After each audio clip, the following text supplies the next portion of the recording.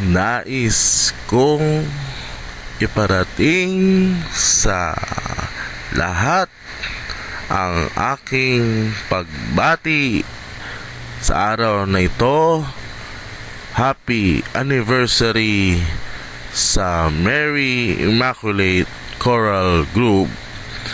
Naway pagpalain kayo ng Panginoon at patuloy bigyan kayo ng pagpapala at lalo pang bumuhos ang alak, ang biyaya na bigay sa inyo.